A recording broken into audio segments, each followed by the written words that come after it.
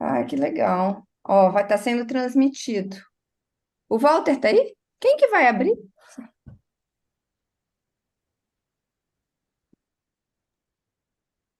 Cadê o Walter? Eu posso abrir, mas era o Walter.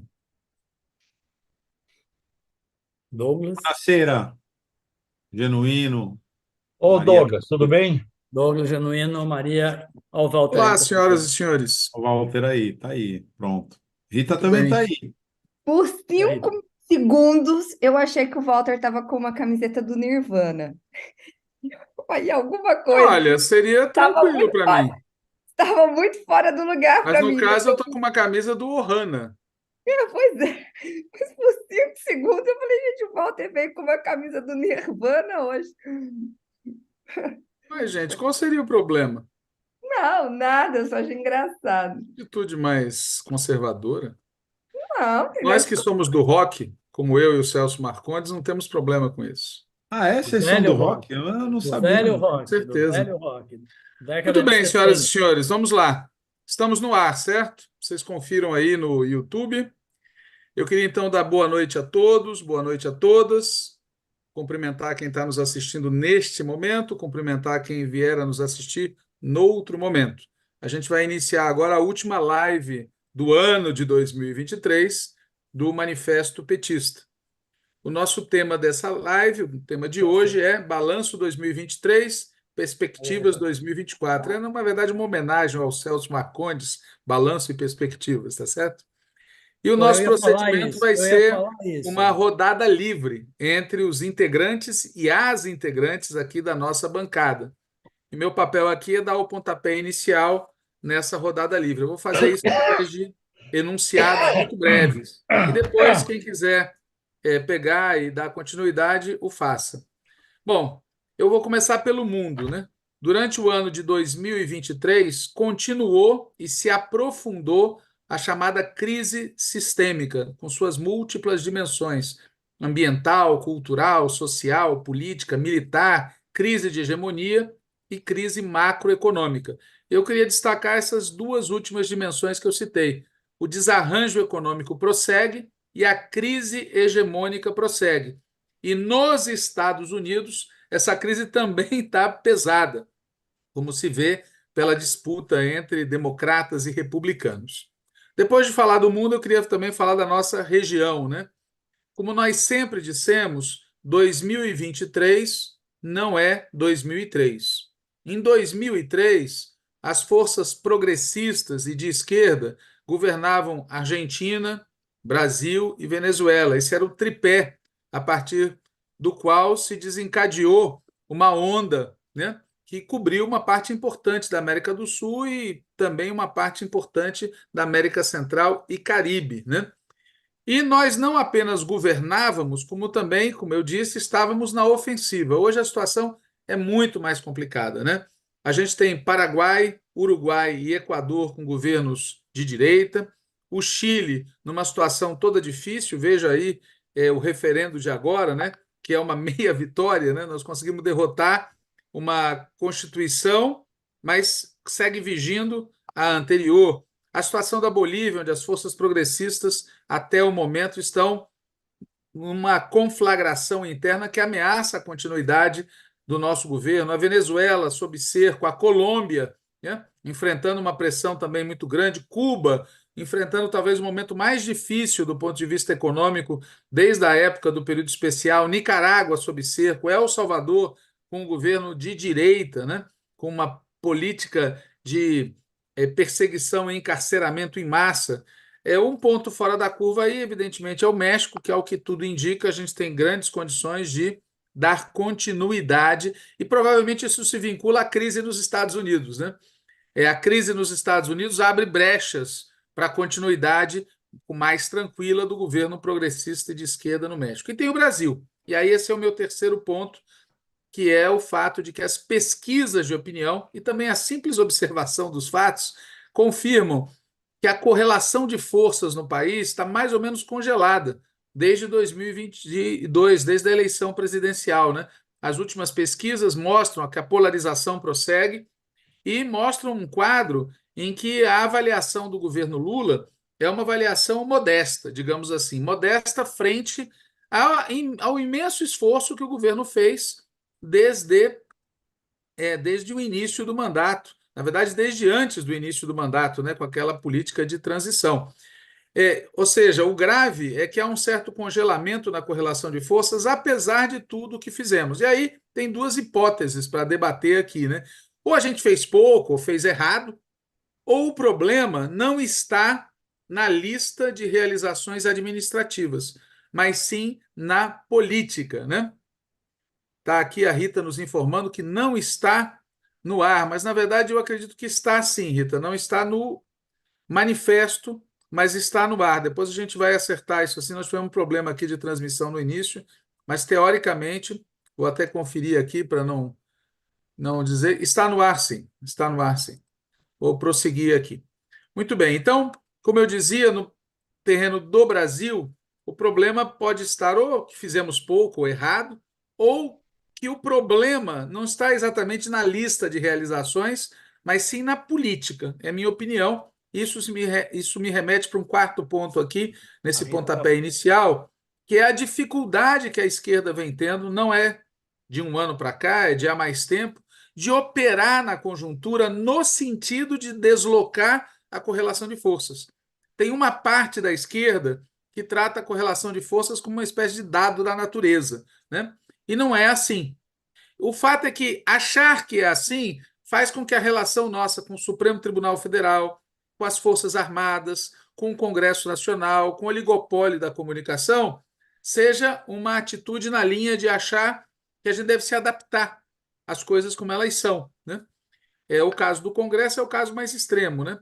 E nós tivemos uma amostra do que isso significa na derrubada dos vetos presidenciais, especialmente na questão do marco temporal e na questão daquelas vantagens que estavam sendo dadas, das isenções que estavam sendo dadas. E as eleições de 2024, na minha opinião, não apontam para uma alteração na correlação de forças, né? A preços de hoje não apontam. Resta, então, o instrumento da mobilização social. E sobre isso, como a gente já falou muitas vezes, a gente não está bem, né? E o último ponto que eu queria colocar é o PT, né? Uma recente reunião do Diretório Nacional do Partido aprovou uma resolução que tem trechos que eu queria citar aqui. Na verdade, muito rapidamente, um trecho diz que o êxito do governo Lula é decisivo tanto para a batalha que travamos contra a direita tradicional, quanto para a batalha que travamos contra a extrema-direita. O que não diz a resolução é que ambas direitas estão dentro do nosso governo, não apenas na oposição. O texto também diz, a resolução aprovada pelo Diretório Nacional, que no geral é positiva, diz que a agressão à democracia do 8 de janeiro foi frustrada pela pronta e enérgica reação das instituições e da sociedade civil.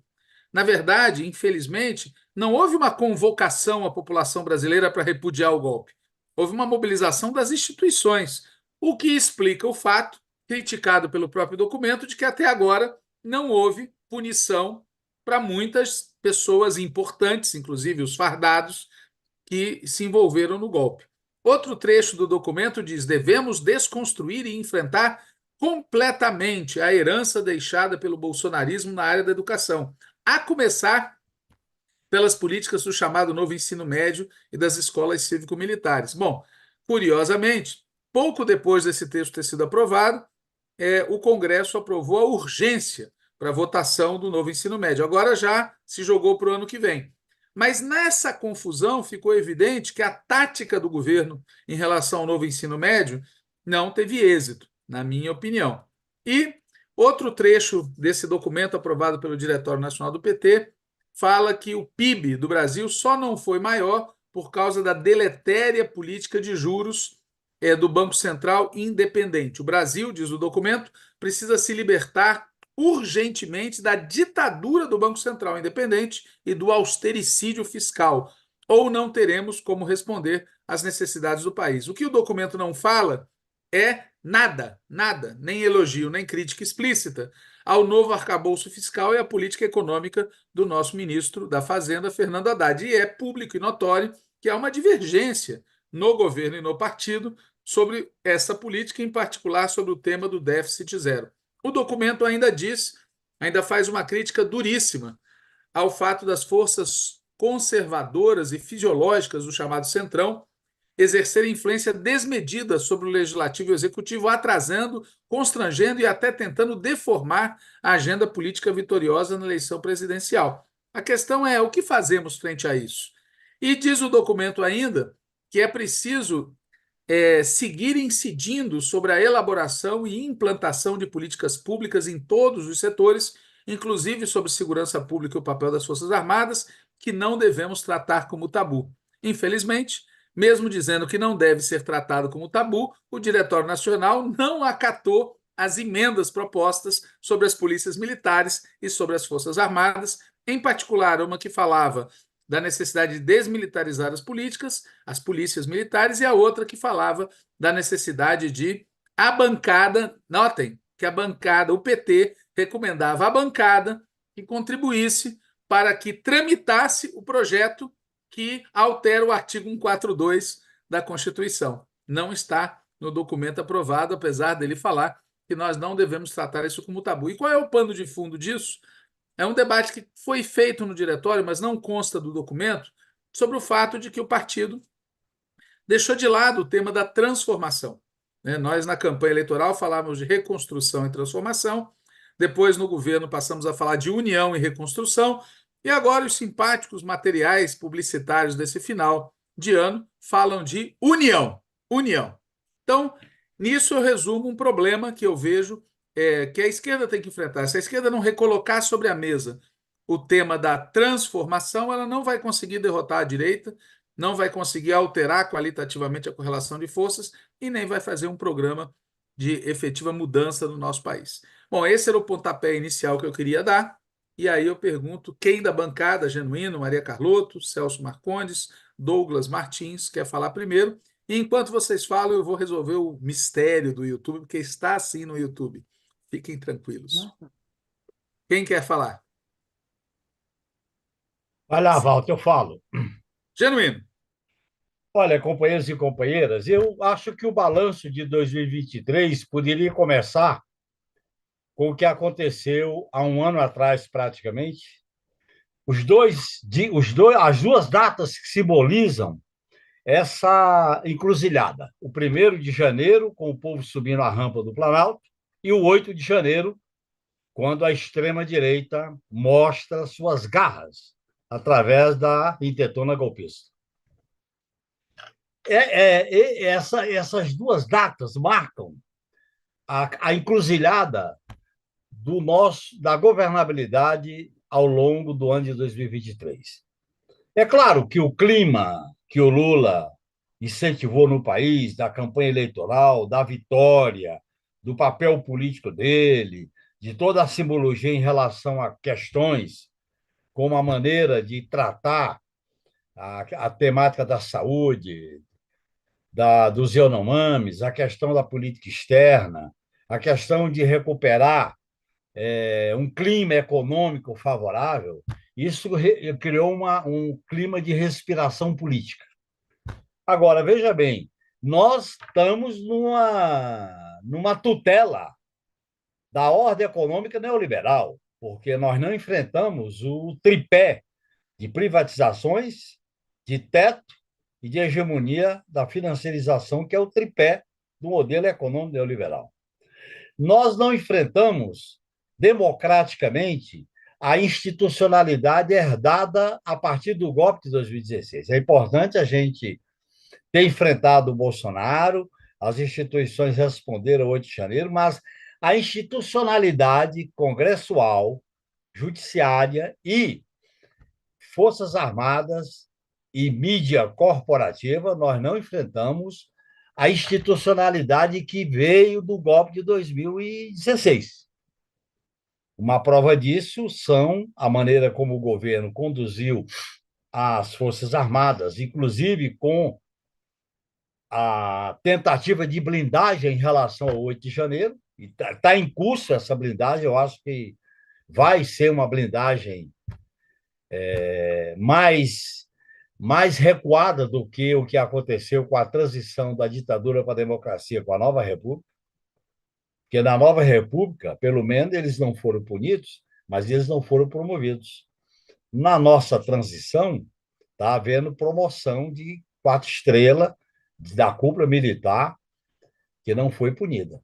Você pega a questão, por exemplo, do sistema de justiça, as concepções lavajatistas estão dentro do sistema de justiça. E, no meu modo de entender, essa governabilidade, que representa uma boa relação com o Supremo Tribunal Federal, é, no meu modo de entender, uma demonstração de uma limitação muito grande a enfrentar o lavajatismo enquanto concepção do sistema de justiça. Nas duas principais indicações, nós não fizemos, nem o partido, nem o governo, mas não fizemos um debate sobre o sistema de justiça, sobre as reformas necessárias, mesmo que a gente não fosse realizá-las, mas pelo menos nós devíamos sinalizar. Se a gente assistir à audiência do ministro que foi indicado para o Supremo, quem mais polarizou foi a extrema-direita. A extrema-direita foi polarizando, polarizando, polarizando, e a gente ficou um tanto quanto calado, e não pegar a questão democrática, a questão das reformas democráticas, etc. Eu acho que o governo já está se desgastando de não ter tomado medidas efetivas na questão da segurança pública. Perdemos um ano, provavelmente não vai ser criado, e nós vamos continuar convivendo com esse faz de conta na segurança pública. Quer dizer, daí o que acontece com as PMs, cujo exemplo mais claro é Rio de Janeiro, mas não só o Rio de Janeiro. E tudo indica que não será criado o Ministério da Segurança Pública com a nova política de segurança pública para o país. Veja bem, eu vou dar um fato. O Ministério dos Direitos Humanos não agir com essa decisão do presidente do Tribunal de Justiça do Rio de Janeiro, que permitiu e disse que era legal prender jovens sem documentos, isso é um absurdo. Isso não, o Ministério dos Direitos Humanos ficou calado. Quem entrou com uma ação foi o Ministério Público. Não foi? Quer dizer, isso é para matar a juventude pobre, negra da periferia. Quer dizer, e não se gritou, não se bradou contra isso, e nem se entrou com uma ação em relação a essa questão. Eu acho que a, a nossa a minha preocupação é que no campo institucional nós estamos mantendo um certo conservadorismo. Um certo não, um conservadorismo com as regras que foram instituídas com o golpe de 2016. Forças Armadas, Congresso Nacional, pessoal, emendas impositivas de comissão, que são 54 bilhões, como disse o nosso companheiro Lindeberg, é o parlamentarismo orçamentário. Quer dizer, além das emendas impositivas não passar pelo crivo da sanção, você tem agora as emendas de comissão. E vocês viram a articulação que o Gilmar Mendes desencadeou com uma comissão mista do Congresso Nacional para debater o semipresidencialismo, em que ele advoga que o presidente governa com medo do impeachment, que pode ser deflagrado pela Câmara, com medo do Senado, que pode julgá-lo, com medo da PGR, que pode deflagrar a ação. A PGR pode deflagrar uma ação a qualquer momento contra o presidente da República, e o Supremo é que é colocado na boca do Gilmar como uma instituição que está, vamos dizer assim, moderando. A ideia de poder moderador está se deslocando para o Supremo Tribunal Federal, com algumas coisas que são estranhas, por exemplo, como a consulta do presidente da República, quem indica para a PGR com os ministros do Supremo. O presidente da República faz um jantar com todos os ministros do Supremo na terça-feira. Quer dizer, esse desarranjo institucional, né, eu acho que coloca a governabilidade numa situação, no meu modo de entender, crítica e na manutenção do status quo. Portanto, eu acho que o grande problema que eu queria focar, além da questão econômica, social que o Walter colocou, é que, diante de um quadro, de uma crise sistêmica, que tem toda a radicalidade, toda a profundidade, toda a amplitude, se a esquerda não se apresenta como uma força alternativa, como uma força transformadora, como uma força que quer discutir o futuro, ela fica identificada com o status quo. E a pior coisa que tem para a esquerda é ser identificada com o status quo, com a moderação e com o aliancismo, criando a ideia pré-determinada de uma correlação de força que define os objetivos. Não são as escolhas que definem os objetivos, é a correlação de força que define. Quando a correlação de força pode ser alterada a partir da política, dos objetivos e tal. Então, eu acho que nós estamos numa situação delicada. A eleição de 2024, nesse quadro, e pelo que está se desenhando nas principais capitais, não é um quadro favorável às posições à esquerda. Não é um quadro favorável. Como é que nós vamos disputar com o Eduardo Paes, do Rio de Janeiro, junto com o Cláudio, com o Castro, Cláudio Castro, com tudo que está acontecendo no Rio de Janeiro, inclusive com essas últimas notícias? Como é que nós vamos fazer essa disputa? Nós vamos fazer a disputa na Bahia com o candidato do MDB em Salvador?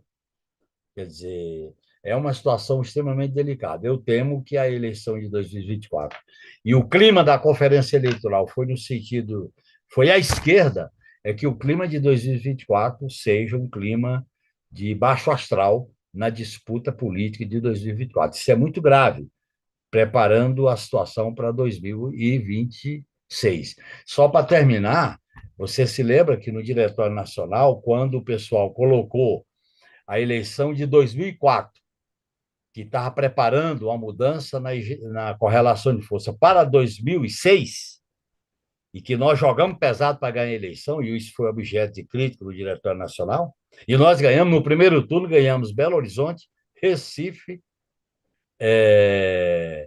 Sergipe, ganhamos Macapá, ganhamos Rio Branco, e fomos para o segundo turno em Porto Alegre, São Paulo e Fortaleza, e ganhamos Fortaleza.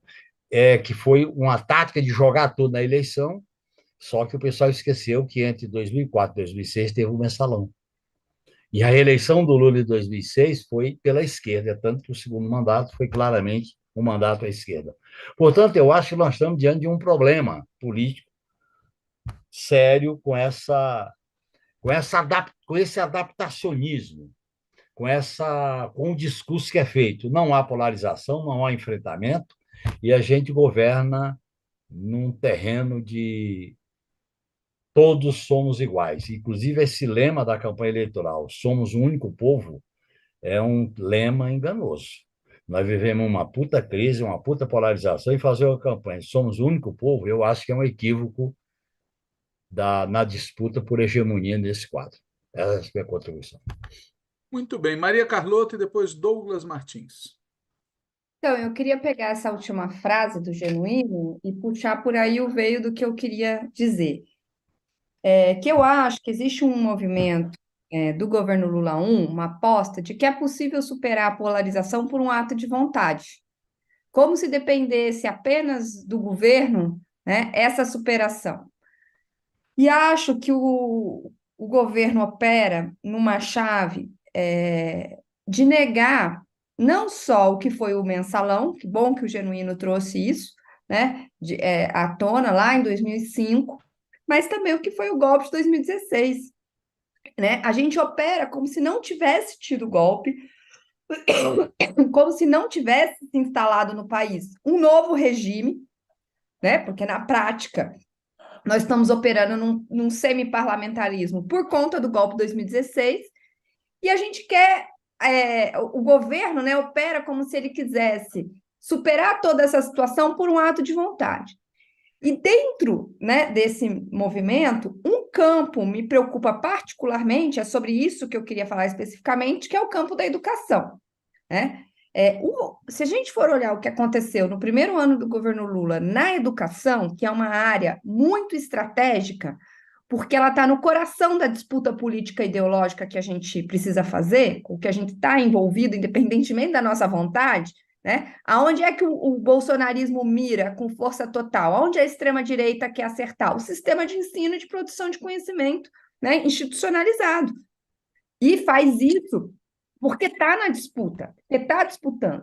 E a gente, como não está levando essa disputa a sério, como não acha, né, que isso é relevante, na melhor das hipóteses, deixou isso em segundo plano, né? Na pior, nós temos um projeto para a área de educação que é muito complicado. A gente, que eu digo, o governo Lula 3, né? Então, se a gente for olhar, se eu for recuperar, né, o que aconteceu no campo da educação no governo Lula 1, eu acho que nós temos uma série de decepções, né? Começa com a decepção do grupo de trabalho de transição, que praticamente não contemplou os movimentos sociais da educação, né? E que sobrevalorizou demais a presença de empresários da educação, inclusive de movimentos empresariais, como Todos pela Educação e as fundações empresariais todas. Isso se refletiu na montagem do Ministério, num quadro, né, num conjunto de quadros que foram indicados, que não tem reconhecimento, ou pelo menos proximidade, interlocução, não estão ali representando movimentos sociais desse campo. Pelo contrário, estão representando, na melhor das hipóteses, tecnocratas, na pior das hipóteses, esses movimentos empresariais.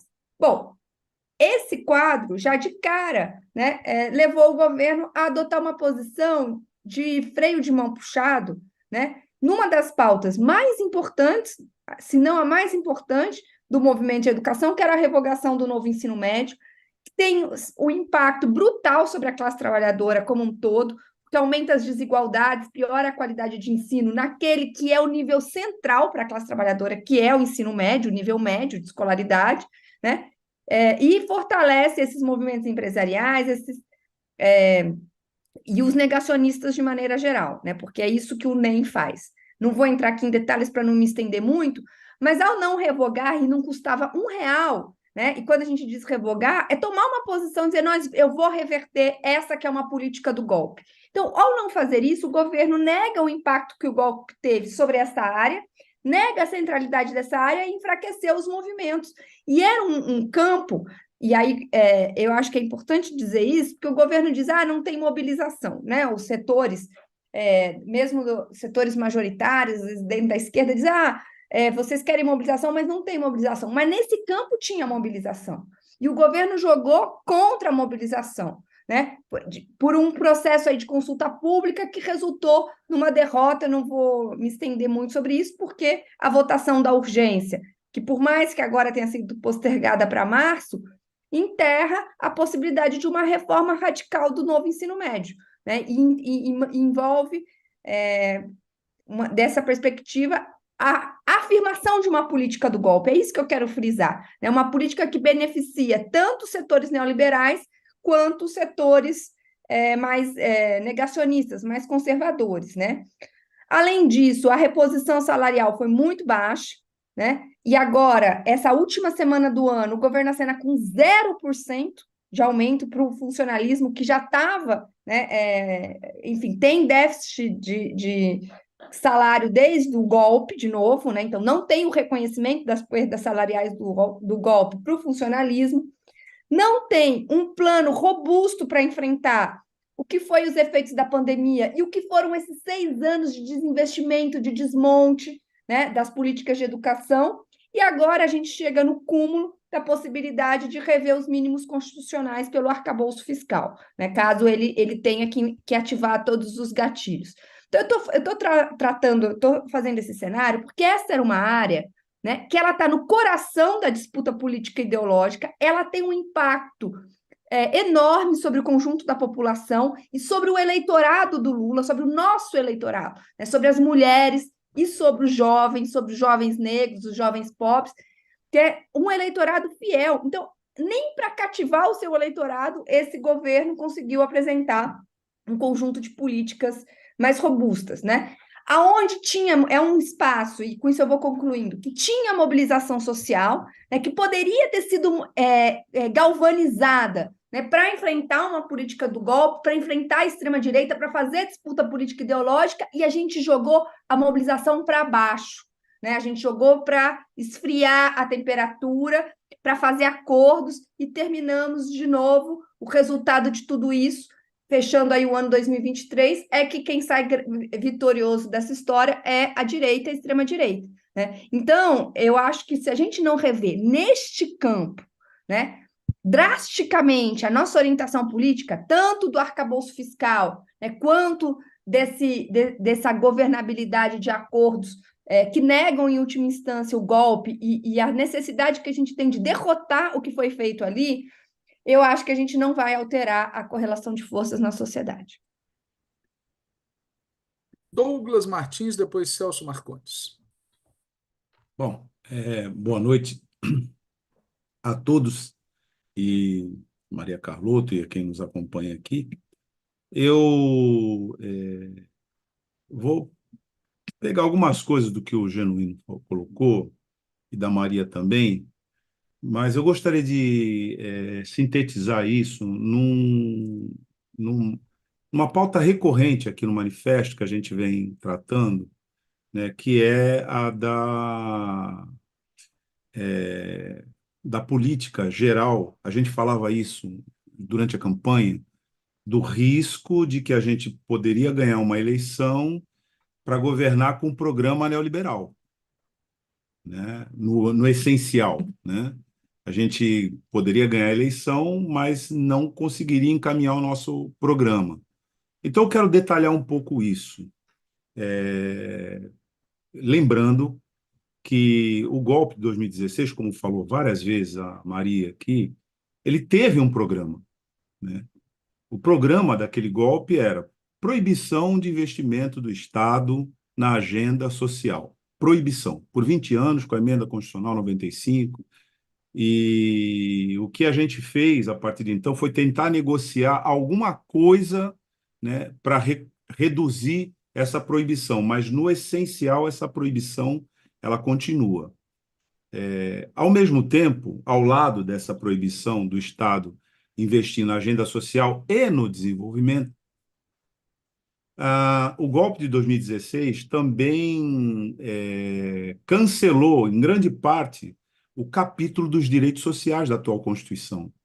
Eu especifico aqui o que eu estou falando no tópico que trata dos direitos dos trabalhadores, na reforma antitrabalhista e na necessidade, a gente debateu muito isso, né, de reverter aquela reforma, que era uma reforma que era antissindical, né, destroçava as estruturas sindicais, inclusive o direito dos trabalhadores e das trabalhadoras decidirem em assembleia os rumos da sua instituição. Vou lembrar aqui, parece que é coisa do passado, né? Mas é muito presente, né? A tese do negociado sobre o legislado, e que estabeleceu um novo paradigma para as relações de natureza sindical, com um predomínio da precarização, né? Esse programa de precarização abrange tanto o âmbito das relações privadas de trabalho quanto das relações públicas também. A Maria citou aqui, né, a inexistência de reajuste, né, para os servidores, que está no projeto de lei orçamentária. E é isso mesmo. Eu estou pegando esses parâmetros aqui para acrescentar mais um, né, também, que é na pauta que nós tratamos sempre do reconhecimento da questão da pauta da igualdade racial, de gênero, etc. E de alguns episódios que foram simbólicos. Eu quero lembrar de um que foi a contestação que o governo recebeu por parte do Congresso, logo no começo, na reforma ministerial, com a reversão inaceitável, né, de alguns ministérios. Cito aqui o Ministério dos Povos Indígenas, que tinha recebido, no projeto originário da reforma ministerial, né, a prerrogativa de tocar a demarcação dos territórios indígenas. E isso foi cassado, né, pelo Congresso Nacional. Passou para o Ministério que trata da pauta, né, agrária, né? E isso no tópico das demarcações, que era a razão de ser do Ministério dos Povos Indígenas, né? Vários programas que são absolutamente necessários de investimento para a promoção da igualdade racial, né, dependem mesmo de orçamento, mas que não vão ter, porque pela lógica que nós estamos assistindo aqui, depende do mercado. Se o mercado crescer, o Estado vai poder investir. Se o mercado não crescer, né, com essa lógica do déficit zero, não vai poder investir, nós vamos entrar numa espiral de contingenciamento. Chamo a atenção para o fato de que toda a pauta de investimento social está refém disso, né? E isso é o que também a gente tem falado várias vezes aqui, isso pode representar um dano enorme para o próprio governo, né, em termos da sua credibilidade, do seu prestígio, já nessas eleições de 2024. Então, eu estou pegando esses aspectos porque isso é o que a gente está vivendo agora. E como eu estava dizendo no começo, a gente estava falando de governar com o nosso programa ou sem ele.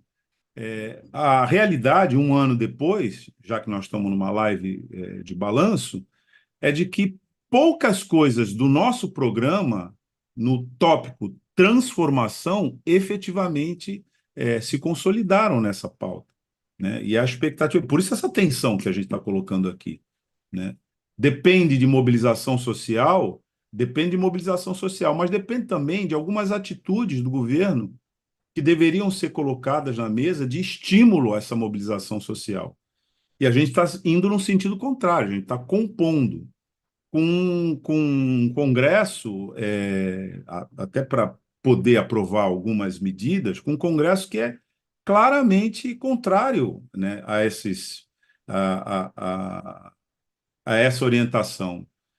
Por exemplo, o Congresso aprovou, né, a volta do marco temporal, depois que o Supremo Tribunal Federal já tinha declarado isso inconstitucional. Então, voltou via Congresso, né, essa restrição, né, absurda, né, mas inconstitucional, etc., mas voltou, né? Agora, de novo, nós vamos ter que discutir isso. De novo, nós vamos ter que fazer uma mobilização sobre esse assunto. Esse Congresso está votando a proibição do casamento homoafetivo. Aprovou a proibição da participação de crianças em manifestações, nas paradas gays, etc. A gente não tem muita perspectiva, por exemplo, para o programa de demarcação de territórios quilombolas. Então, estou citando aqui vários itens da pauta que são necessários e que tinham expectativa, e tem expectativa, por parte de uma base que elegeu esse governo, e que, pela dinâmica dos acontecimentos de 2023, estão, de certa maneira, em compasso de espera. Então, essa minha participação aqui, na verdade, é só para destacar, pontuar alguns itens específicos do que já foi dito aqui de maneira geral. Mas para dizer o seguinte também: se a gente não tiver essa capacidade de mobilização e reversão para enfrentar essa situação, bom, para esse segmento da população, não há resposta. A gente não significa uma alternativa, né? E isso você já começa a sentir também nas ruas. Aliás, saiu hoje, né, uma pesquisa de aprovação do governo, etc., de certa maneira, dizendo que essa aprovação reduziu um pouco. Pode ser que por trás dessa redução tenha essa percepção, uma certa frustração. E também a gente disse, e me parece que vale a pena reiterar isso aqui, que algum nível de enfrentamento tem que ter, né? É lamentável que isso possa ter uma tradução como o que aconteceu hoje no plenário do Congresso Nacional, da Câmara dos Deputados, com o esbofeteamento lá de um outro deputado por conta do Quaquá, né? Uma questão menor, né? Que por conta das ofensas que foram dirigidas ao presidente Lula, parece que para muita gente o enfrentamento pode se resolver nesse nível aí menor, né, e episódico. mas a mobilização contra as ofensas que se fazem ao nosso programa, às nossas propostas, elas precisam ser muito melhor articuladas. E eu estou falando isso porque o governo e no nível da institucionalidade, isso também tem que ter alguma resposta, ao menos em termos de estímulo, como foi dito aqui pela Maria, né? Na pauta específica da reforma do ensino médio, e pelo próprio Genuíno, né? Com se não congelamento, algumas regressões que aconteceram na nossa pauta. Então, eu queria só colocar isso, que para a agenda das afirmações, né, que são essas às quais eu me referi, né, igualdade racial, pauta de gênero, etc., a gente está em compasso de espera. E é lamentável o que disse aqui o Genuíno com relação, né, à ofensiva, né, da direita através da repressão aos jovens, né, periféricos lá no Rio de Janeiro, né, e o silêncio inadmissível do Ministério dos Direitos Humanos. Mas é isso que caracteriza essa política de composição, né, com que não tem solução, né? Na verdade, nosso programa não tem solução nessa dinâmica, né? Era isso. Celso Marcondes. Então, boa noite, companheiras e companheiros, Douglas, Genuíno, Walter, Maria. Eu queria, estando de acordo com as intervenções do Douglas, do Walter, da Maria e do Genuíno, não sei se vocês perceberam, elas se completam assim, né? Foram aspectos diferenciados que foram colocados por cada um. Eu vou tentar também ressaltar alguns pontos que me parecem importantes e foram pouco abordados. Primeiro, eu vi uma definição do Jânio de Freitas, que está longe de ser um militante de esquerda, que ele falou assim: ó, esse governo foi um governo morno. Eu gostei dessa definição de governo morno, né? Não teve enfrentamento, não teve, exceto na luta institucional, mas não teve enfrentamento, e pouco, né? E não teve enfrentamento sobre as questões mais centrais, né? Das reformas, dos direitos dos trabalhadores, não teve enfrentamento. O que leva à discussão da polarização. De novo, veio aquela ladainha que sempre acontece durante as eleições de ter que diminuir a polarização. Não pode ter polarização. O Lula fez um discurso de união, a campanha publicitária que está no ar é um discurso de união. Em parte, eu entendo isso, porque ele é presidente da República. Não pode dizer que está governando para os pobres, ou está governando apenas para os pobres, ou está governando apenas para o Partido dos Trabalhadores. Mas a luta ideológica da polarização é do PT, é dos partidos de esquerda. Quem tem que polarizar são os partidos de esquerda. Ir para o enfrentamento. A extrema-direita cresceu nesse período. A extrema-direita foi para as ruas. Então, a luta ideológica, a luta por posições contra a extrema-direita tem que ser feita por nós. Quando eles colocam a polarização de extrema-direita com extrema-esquerda, evidentemente não é isso. É a polarização entre democracia, direitos dos trabalhadores e contra a extrema-direita, que passa a ser, nesse período, uma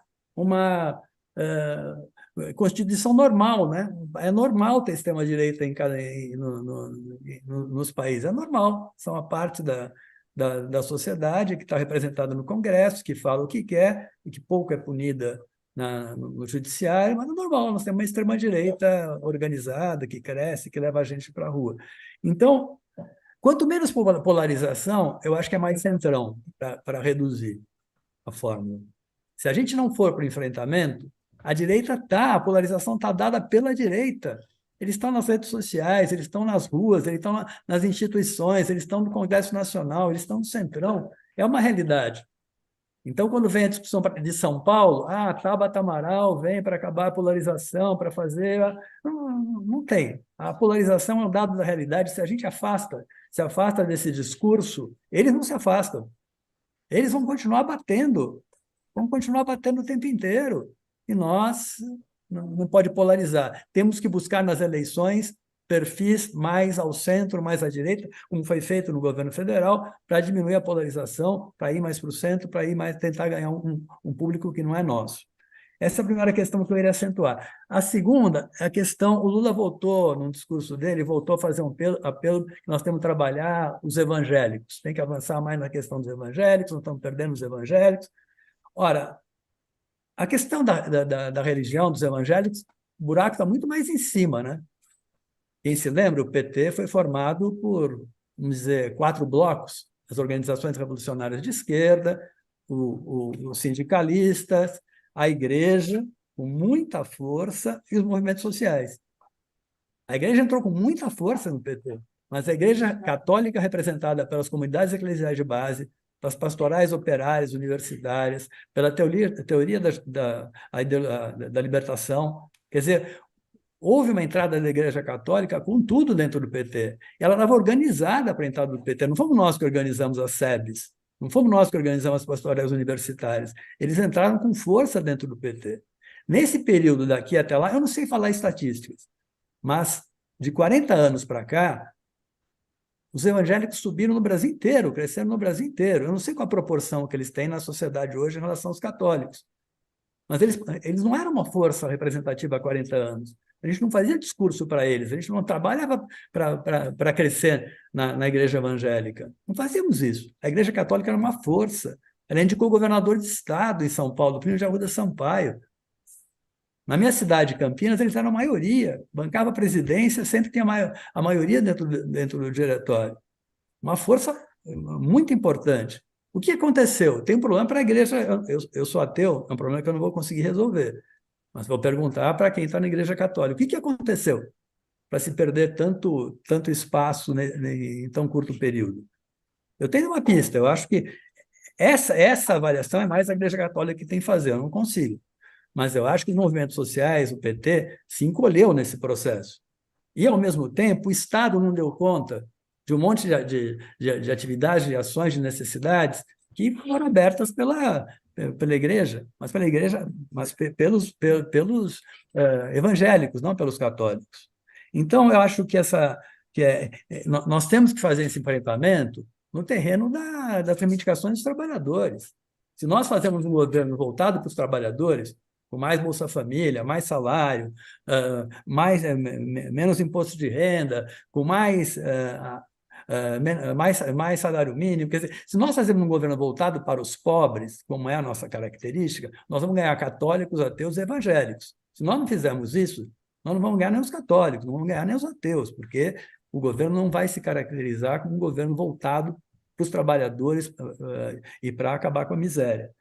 E a igreja evangélica tem que entender, é uma máquina, né?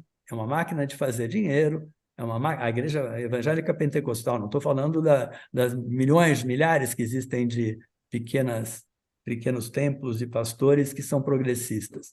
A igreja pentecostal tem um aparato extraordinário, né? Tem rede de televisão, domina a internet, tem muito dinheiro, organiza uma quantidade enorme de sites, de blogs religiosos que são, na verdade, de direito. Eles exploram, a fake news está com eles. A fake news dos meios de comunicação está com a Igreja Católica. Se você vê qualquer canal de televisão aberta em que tem que a igreja evangélica domina em vários programas, dá para entender a capacidade que eles têm de mobilização que nós não temos, nem na internet, nem na TV aberta, nem no trabalho de bairro, né? No contato com as pessoas nos bairros. Queria falar um pouco da mobilização, né? Eu acho que a grande oportunidade que se teve de mobilizar nesse período todo foi, como acho que o Walter citou, o Genuíno também, foi o 8 de janeiro. Essa foi a grande oportunidade perdida. De fato, a luta contra o golpe se resumiu praticamente às instituições. É completamente, vai fazer um ano, despropositado imaginar que a gente não foi para a rua dia 8 de janeiro. Então, ali foi a grande oportunidade de enfrentamento à extrema-direita. Eles que fizeram a manifestação, eles que ocuparam o Planalto, o Supremo, eles que ocuparam o Congresso Nacional. Então, é uma situação de enfrentamento que eles assumiram. E nós ganhamos as eleições, quer dizer, a gente podia chamar mobilização petista, em vez de manifesto petista, porque esse é um tema que a gente, em todo momento, mobilização, mobilização, mobilização. Nós ganhamos as eleições por conta da mobilização, certo? Celso, eu acho que a gente devia mudar o nome do manifesto em 2024 para Manifesta Petista. Ó, tá bem. Não é? Manifesta. Manifesta Petista, pelo amor. Pois é, pois é. Olha a contradição, olha a contradição. As eleições foram ganhas porque o nosso povo foi para a rua. Se não tivesse ido, não teria ganho as eleições para apenas 1,5 milhão de votos, de votos. A gente foi para a rua para comemorar a vitória do Lula. Eu nunca vi a Paulista tão cheia como naquela comemoração. A gente não foi para a rua no 8 de janeiro. Nós fomos para a rua para levar o Lula para a rampa, como o Genuíno lembrou. Isso, Estava na lotada posse. aquilo lá. Isso. Vai fazer 1 ano que isso aconteceu, né? Então, a mobilização é difícil, né? Mudar as relações de trabalho, o PT vem de uma sucessão de golpes que não é a eleição do Lula que vai modificar esse quadro, é bastante difícil. O nosso governo é um governo de coalizão, né? Não é um governo do PT, é um governo de coalizão. Nós também, vamos recordar, éramos a favor de uma frente de esquerda, o nosso governo se constituiu como uma frente ampla, que agora é uma frente amplíssima. Não é um governo de esquerda. Então, eu acho que a gente está mais próxima da geringonça portuguesa do que do soviet da Revolução Russa. Então, o governo transitou... Estamos distante da geringonça, Celso. Como? Estamos distante da geringonça. Pois é, pois é. Então, as manifestações que aconteceram até aqui são bem localizadas, de educação, como a Maria falou, que a rigor foi derrotada, né? Porque o que foi colocado agora, o que foi apresentado agora como proposta de governo, e a Maria fez um ótimo texto contestando e avaliando essa situação. Outro parênteses, gente que não é da esquerda. O Luiz Nassif falou que que a educação, o Ministério da Educação, foi tomado pela direita. Olha essa afirmação. A direita domina o Ministério da Educação. As fundações privadas, claro. O Lennon, que é um dos maiores bilionários do Brasil, né? Então, as manifestações têm acontecido pontualmente. Manifestações não necessariamente são passeatas na Paulista. As manifestações são lutas de segmentos, como o MST não deixou de fazer nesse período, como o povo que foi para a rua, os funcionários da Sabesp não deixaram de fazer, os metroviários foram para a rua, mas não existe uma conclamação geral, uma palavra de ordem nacional que possa unificar tudo para levar o povo na rua. Não existe. Então, o que está acontecendo são manifestações pontuais, que podem ser manifestações de rua, como pode ser até abaixo-assinado. Eu vi essa semana que teve um documento assinado pelo Genuíno, pelo ex-presidentes do PT, por parlamentares, defendendo a indicação do Marco Aurélio para o Ministério da Justiça.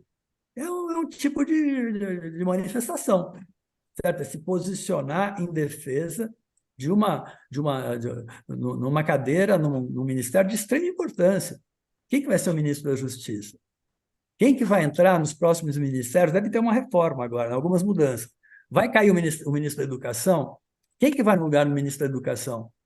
Nós temos que defender o ministro da Educação que rompa com essa privatização do Ministério da Educação. Então, eu acho que a mobilização corre por aí. E falar uma última coisa sobre as eleições. Eu sou de São Paulo, não consigo ter uma avaliação geral, quero falar de São Paulo, porque corre com força a indicação da Marta Suplicy para ser candidata a vice-prefeito. Eu trabalhei com a Marta há 4 anos no governo dela. Fui 2 anos coordenador de área de propaganda dentro da Secretaria de Comunicação, fui 2 anos presidente do AMB, acumulando informalmente a Secretaria de Turismo. Naquele momento, o governo da Marta teve grandes avanços no transporte, na educação, nos programas sociais, teve marcas importantes. Mas perdeu as eleições, perdeu por Serra, porque teve alguns pontos que ficaram abertos, em particular a questão da saúde. E teve aqui importantes, como colocar a questão das taxas por lixo e outras, num momento completamente desnecessário. Mas isso foi há 40 anos, gente. Há 20 anos. Isso foi em 2003, 2002 a 2004. Passaram-se 20 anos, eu tenho 70, eu tinha 50. Então, é outra geração que entrou. Não adianta dizer a Marta tem uma força relativa forte, tem uma força, bastante força na periferia. Quem sabe na periferia que os céus foram ela que criou, que o bilhete único foi ela que criou, que o vai e volta foi ela que criou, que o uniforme grátis foi ela que criou. Passou. E qual foi a trajetória dela? Eu e o Genuíno estamos aqui, vivemos intensamente esse processo, o Walter também, o Douglas também, a Maria não, mas 20 anos é muita coisa. A Maria está falando que sim. É muito tempo. E a Marta, se nós estamos aqui, a Marta foi um partido de direita, continua num partido de direita, trabalha numa secretaria de um governo de direita e é convidada para ser vice do PT e do governo de direita, do Ricardo também. E apoiou o golpe de 2016. E, principalmente, apoiou o golpe. E como o PT tem direito à vice-prefeitura, né, o direito adquirido pelo acordo que foi feito, a Marta entraria no PT para ser candidata. Então, para encerrar, só queria deixar essa marca. Eu não consigo avaliar os outros estados, as outras cidades, as outras capitais. Mas São Paulo é a mais importante de todos, né? A gente tem chance de ganhar.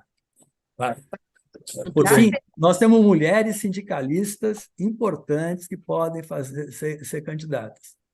Mulheres sindicalistas, negras, inclusive, que podem ser candidatas a vice-prefeita.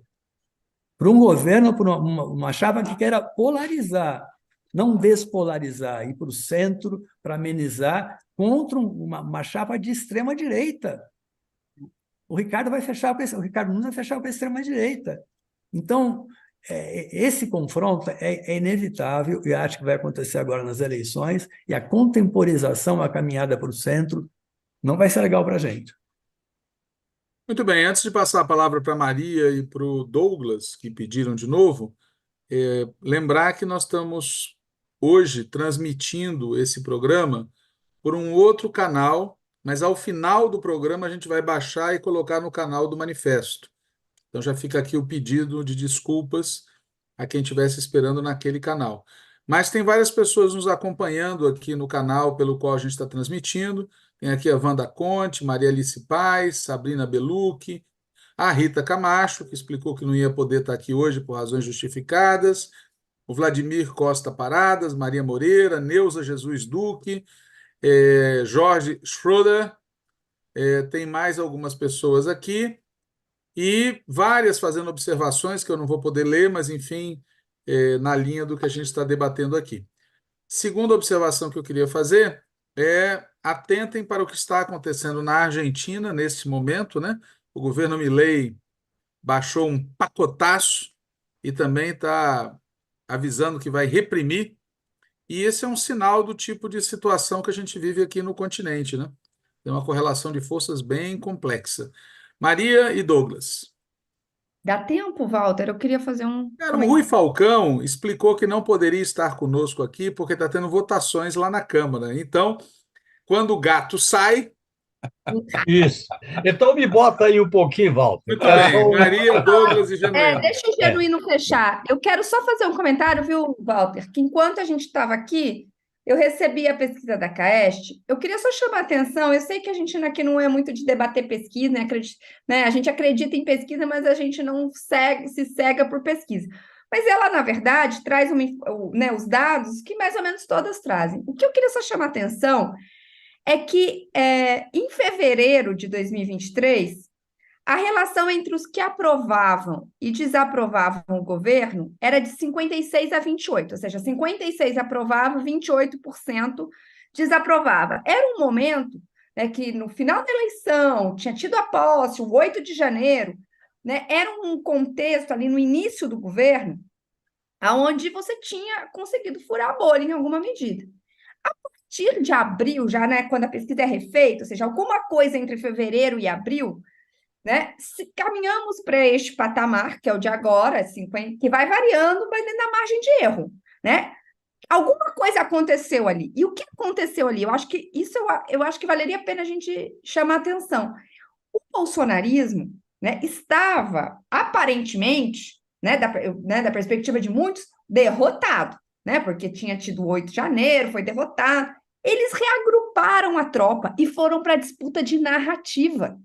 Ninguém acreditava. E o que que o governo... Ninguém acreditava que eles iam conseguir emplacar a ideia de que o governo foi leniente com o 8 de janeiro, que foi um autogolpe. E eles foram para a disputa de narrativa. O Bolsonaro, certo? Já em fevereiro, março, tinha a questão das joias. Veja, tudo isso aconteceu. As joias, 8 de janeiro. E eles reagruparam a tropa, né? Conseguiram recompor praticamente integralmente o seu campo. Por quê? Porque eles foram para a disputa de narrativa, enquanto o governo, né, e a esquerda, por tabela, entregou para as instituições a disputa política ideológica. E aí, veja, nós entramos, se a gente for pensar, o saldo da campanha e daquela posse, dos acontecimentos posteriores, foi furar a bolha. Foi o governo que jogou, da maneira como se organizou, e principalmente como foi fazer a disputa política ideológica, que nos jogou nessa situação de novo, né, para esse país polarizado. Claro, né, que tem outras questões, mas eu só queria chamar a atenção para esse ponto, que a gente vai ficar olhando variações, quando, na verdade, o que teve de essencial, né, foi que, já muito no início, nós optamos por um caminho que eu chamo, né, de disputa de baixa intensidade, entregando para as instituições e não abrindo mão completamente da disputa política ideológica, e eles não, né? E eles se recompuseram totalmente, totalmente. Muito bem. Douglas, depois eu quero fazer uma observação também e passamos para o Genuíno fechar. Douglas. Não, é exatamente isso. E o impacto disso, né, Maria, para 2024. Porque aí está a questão da percepção. É um conceito um pouco difuso e tal, mas a gente sabe que esse sentimento ele existe. E eu só queria ressaltar isso, que com essa política de composição, né, com o Congresso, de preservação dessas emendas, que, ao fim e ao cabo, se transformam em financiamento de agentes contra a nossa política, né? E aí, localmente, a gente vê isso. Então, nós nos deparamos com fenômenos como esse, de que a nossa base derruba os vetos que a gente propõe, né, no Congresso, que a gente propõe ao Congresso, né, diante de emendas que são inequivocamente regressivas ao orçamento que a gente apresentou. Então, qualquer balanço tem que levar em consideração esses episódios, né? Não dá para você fazer um balanço aqui desse ano de 2023 sem levar em consideração, né, fatos como esse, porque não são fatos pontuais que ficam apenas, né, numa agenda episódica que aconteceu. Não, houve uma transformação no orçamento, né?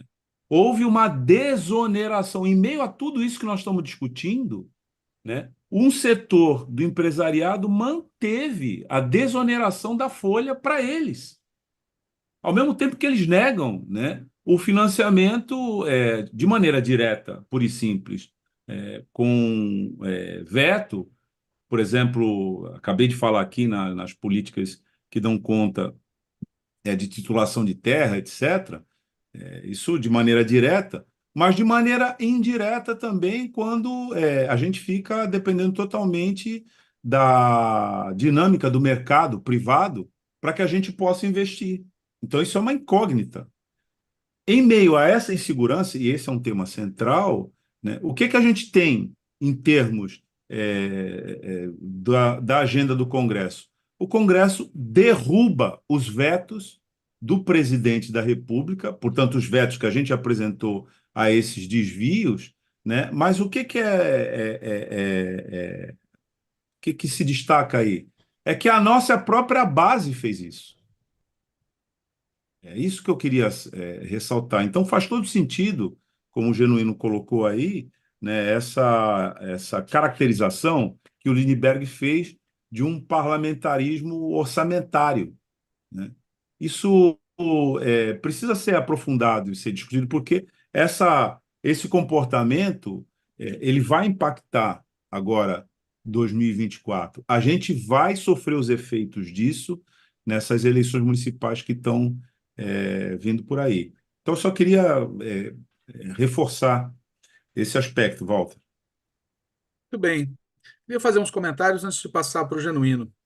O primeiro diz respeito ao tal pacotaço do Milei, né? A gente tem que olhar com muita atenção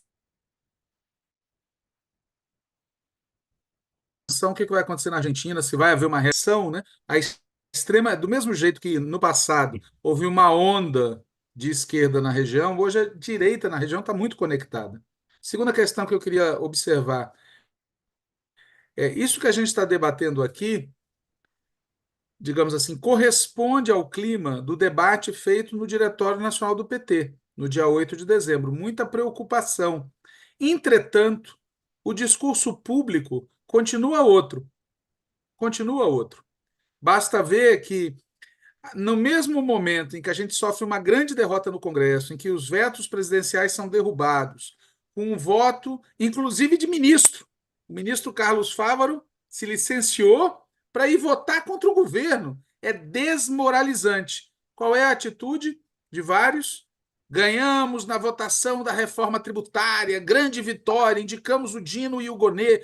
Ou seja, tem uma atitude que é transmitida para a base como se as coisas não estivessem como estão.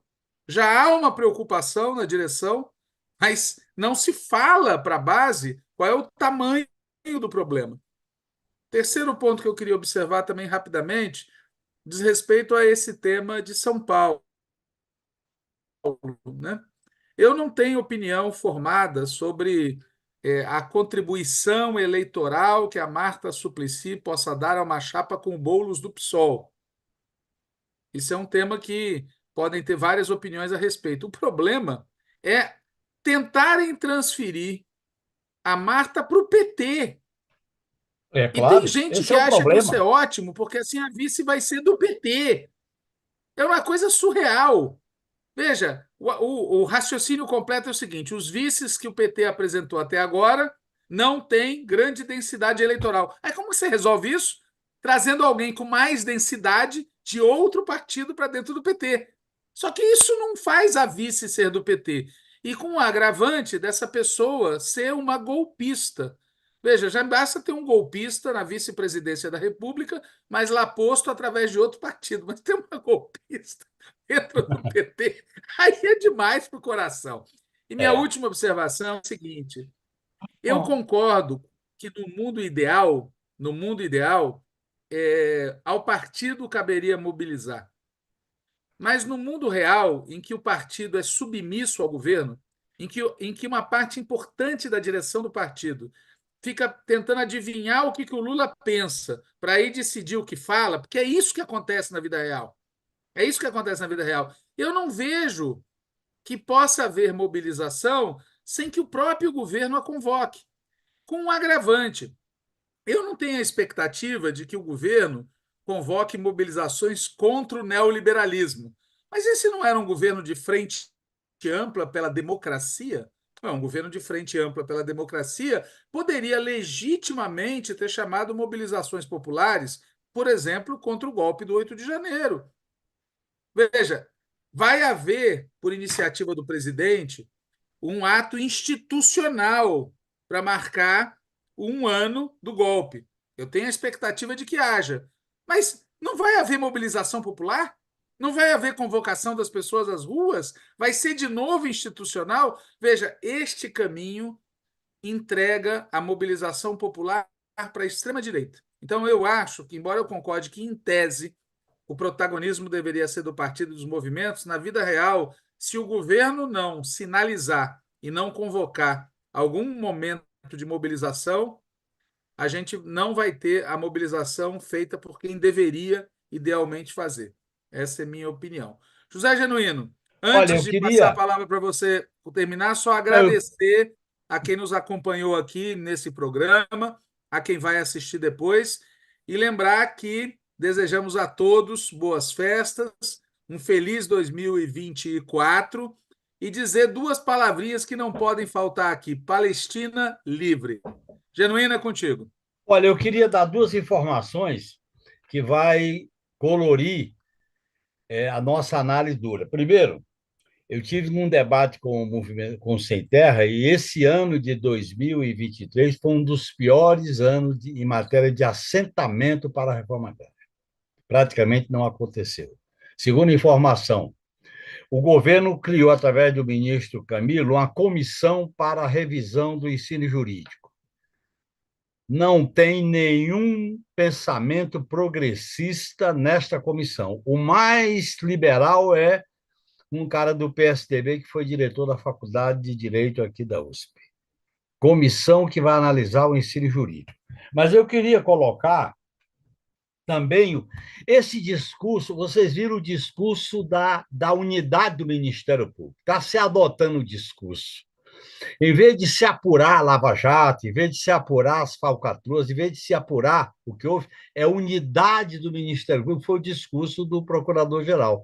E ele indica como uma pessoa-chave do PGR a principal elaboradora da denúncia e do julgamento do mensalão, Ana Mara. Vocês vão ouvir essa procuradora ao longo dos anos na PGR como a principal assessora do Gonê.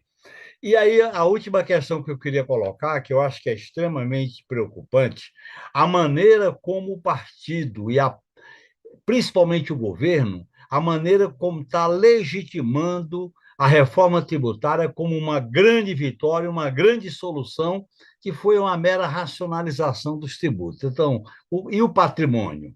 E a renda? E a propriedade? Isso está consagrado.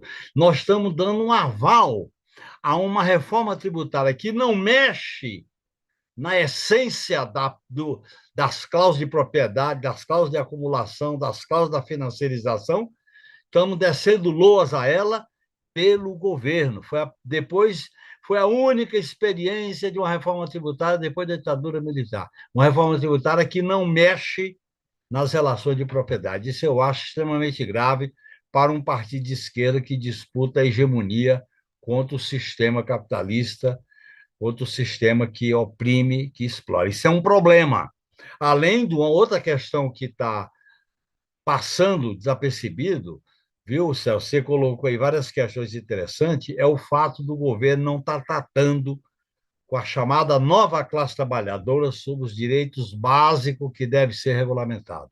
O nosso diálogo com essa geração da nova classe trabalhadora praticamente não está existindo. A gente está fazendo um diálogo com as centrais sindicais para restabelecer a contribuição sindical e não para discutir os direitos dessa nova classe trabalhadora que continua nessa situação de precarização. Então, eu acho que é um problema, isso é um problema sério que já apareceu na campanha eleitoral e continua no governo, do nosso governo, ser um tratamento adequado. Então, eu queria acrescentar essas observações e fazer aqui um comercial. Olha, pessoal, esse livro é Constituinte, é o livro que está editado, Constituinte, Avanços, Herança e Crises Institucionais. Né? É um livro que tem a contribuição muito importante da Maria Carlotto, é um livro que tem documentos transcritos do processo constituinte, posições do PT, algumas, inclusive, que o PT nem conhece, que eu consegui transmitir aqui. Então, essa é a nossa contribuição para um debate estratégico, que é a questão da Constituinte livre e soberana. Então, esse livro eu estou fazendo propaganda aqui, fazendo um comercial. Muito obrigado, aí, pessoal. Muito bem, comprem, adquiram, leiam, descansem e divirtam-se nesse final de ano, que ano que vem vai ter mais. A gente volta no Valeu. final de janeiro. Um abraço, boa noite. Feliz 2020. Valeu. Tchau, Valeu. tchau. Até sábado, Maria Carlotto. É sábado, genuíno. Tchau. Valeu. Tchau. Tchau.